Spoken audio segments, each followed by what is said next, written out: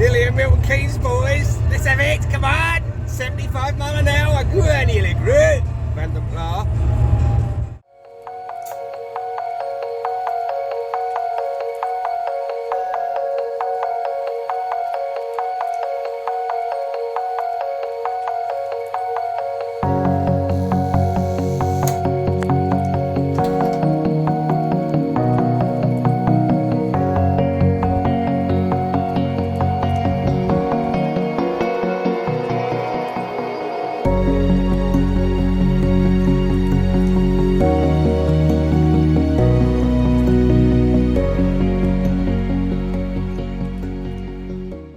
About warmed up, just about, it's a little bit lumpy, so just give it a couple of minutes to warm up and we're heading off to Milton Keynes. Little in picture coming up in a minute of the journey. It's about 65 to 70 miles, taking a nice steady 60 miles an hour, so we're leaving early. It's just gone 7:30 in the morning. Let's hit the M1. Well, we made it, and halfway through the journey it occurred to me that's the first time that little Van der Pla's been on the motorway. We did it, nearly 70 miles. It, excuse my French, pissed it. It was absolutely so smooth, easy going. Auto gearbox, just sat back, leather armrest. I'm going to flip you around and just show you there's still loads more cars coming. We're quite early, it's only 9 o'clock, took about an hour and a quarter to get here, so let's have a quick flip round.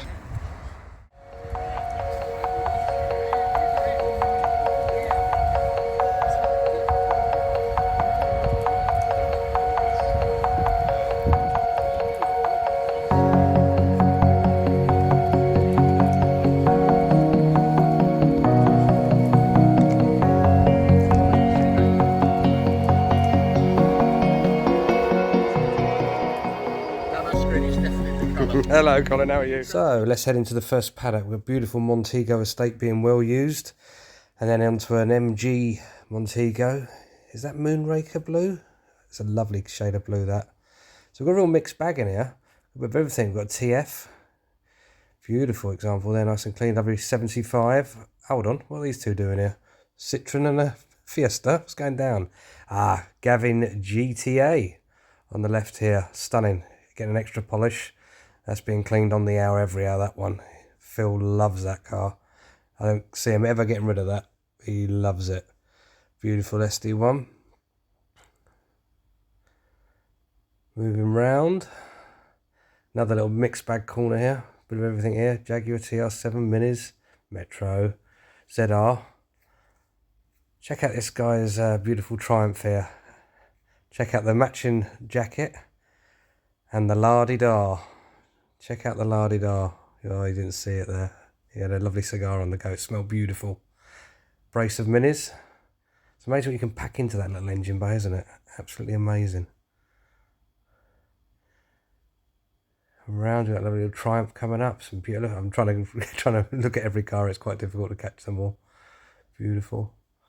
75 MG ZT RST, lovely Jag, look at the blue. So entering into the second display area, I noticed this absolutely stunning P6. Really caught my eye.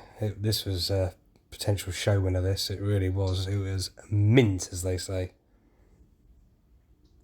Well, it's Metro Owners Club time. There's Norman's beautiful example. He has done so much work to this. He's kept it as straight as a die, he really has. Seen this close up, it's brilliant. Not sure of the colour. Is it Aram White? I'm not sure what the colour is, or Oyster or something, not sure. Into the modern ones now, got some Rovers here, khaki green one. You'll notice the bonnet gets longer and longer as the model got newer. Look at this here, look at the MG, look how short the bonnet is. And they get longer, they wrap right over. Pedestrian safety thing, I think. You're coming up to Benz, fantastic, absolutely fantastic. There's a lovely GTI, I think it is. Fantastic Mark 1 Metro there. He restored all that himself years ago. Stunning work, Ben. Some more modern ones here. Look at the different grille and the bonnet shape. Yeah, look how long it rolls over. And you'll see on the left here how short the MG one is there. And now look at that. Now that is a barn find on the back of a lorry, innit? It really is. So let's have a closer look at this garage barn find. Look at the state of this. Oh, Ruster's got hold of that one. Badged as a Metro. It's an in-betweener, not an Austin Metro and not a Rover. They were getting ready to put the K-Series engine in, so just badged as a Metro.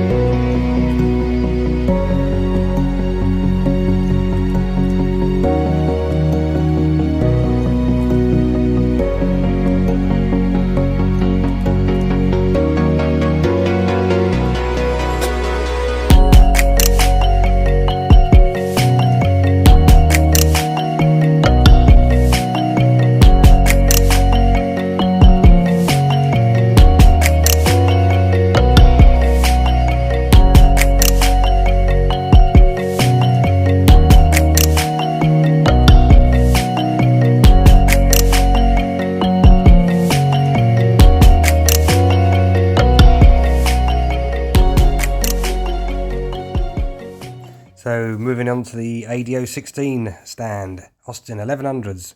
My friend Ian is stunning Wolsey 1100 in Toga White and Island Green, I believe, 1966.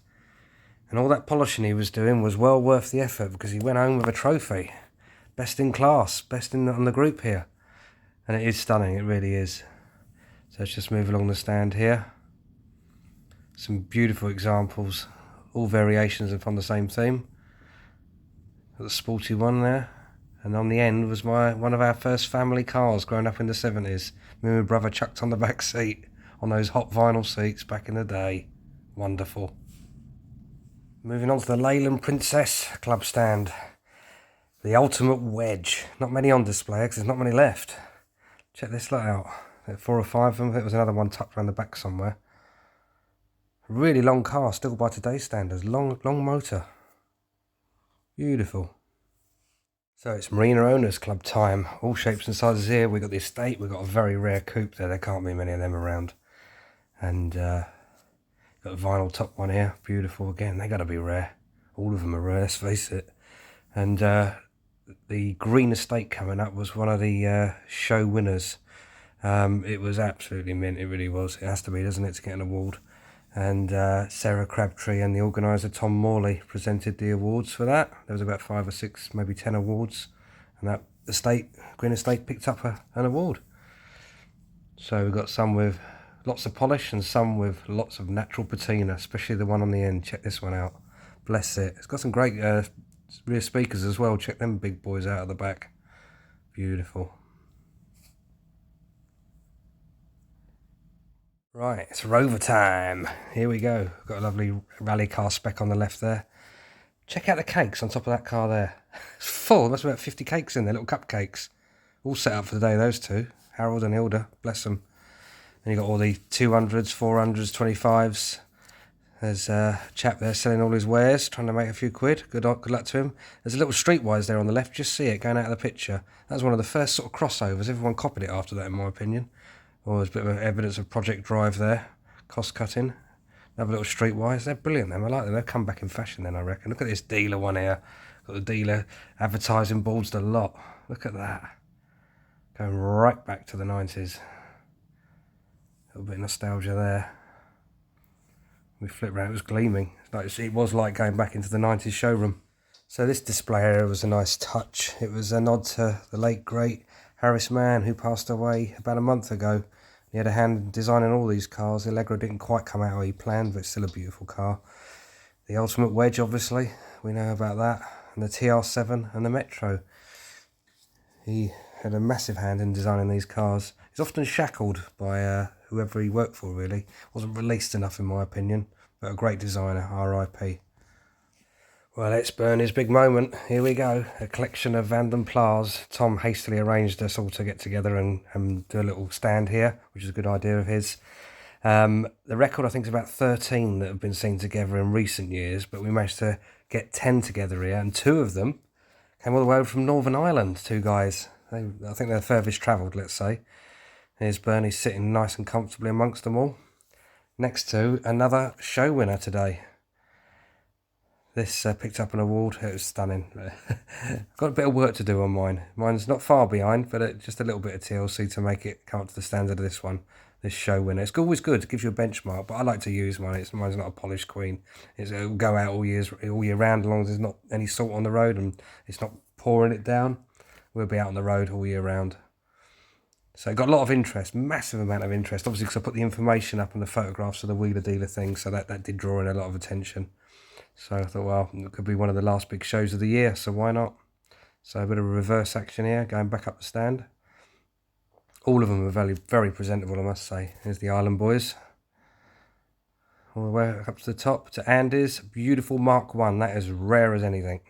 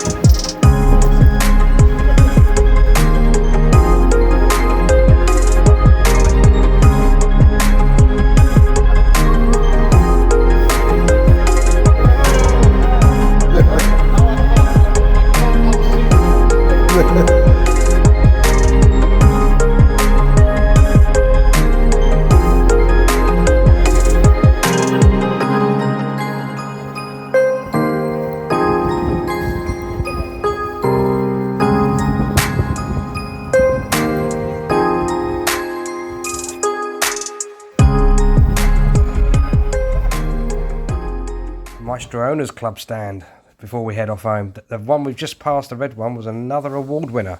It was immaculate and had so much work done to it. All the rust cut out, everything sorted out, and it won a nice little trophy today. So that was good news for the Maestro Turbo owner. Coming down, love these colours. We're getting there. We're still not getting there. Go on, British Rail. Back in the day, old service wagon. So yeah, we've got some posh ones coming through round now. We've got some ones that I love that red livery on them, the little coach line that runs around them. Beautiful. We've got a lovely MG one here. Look at that. And they're the rattly dashboard, a lot of them. Still a lovely car. I love them. Bit biased though, aren't I? I'm bound to be. Well, we better start thinking about heading back now, I think. We've got a bit of a drive ahead of us. Look at that beautiful turbo. And we've had a great day. I say this is the 11th British Leyland Rally. It's been fantastic. Come on, it's time to get back on that motorway. That was. It's always a sense of achievement when you do like 140 odd mile round trip and you get an old girl like this back, or old boy, it's Bernie, isn't it? You get an old boy back like this. So that only means one thing. I'm about 2 minutes from home now. So guess what that means? Pint time. Well, Bernie's back in the yard, getting ready for his bed now. It's time to get the cover on him, let him chill out, let him rest. he didn't let me down today. He was brilliant. This is just a little advertising thing I do in the yard for the videos. That's his cover on. Not ideal, we need to get him garage really, but this will do for now. Right, let's reflect on the day. Well, it's the day after, reflecting on a great BL day at Milton Keynes, and just in my lunch break, I work for myself, but in my lunch break I thought, I'll just go through everything I took with me up to Milton Keynes. You have to take a few precautions when you're driving an old car on the motorway. You want to cover yourself, you know, in case you have a little mishap or something, or the car has a mishap, I should say. So here's a little quick look at what I had to take with me. Let's have a little look. So, spare petrol, just in case. Bought some engine mounts there. Then we've got good old mineral oil, booster pack there, so a jump pack that. Oh God, I've got everything, coolant, everything in there. This is fantastic. Lead replacement additive, valve master, that's brilliant that. And obviously all the jack and everything. Then we go in here, we've got high vis. I was fearing the worst, I don't know why.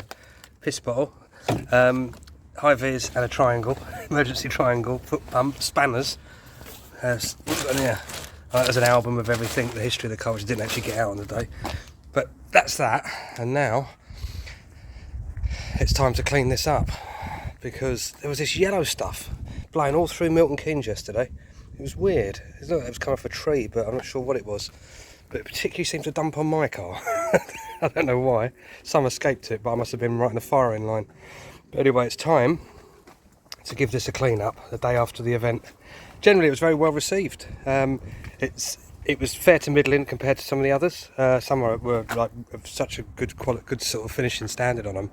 They'd had, you know, a lot of work done to them. But this held its own, I'd say. You know, it's not perfect by any means. We've got a few scabs to sort out, but they're winter jobs.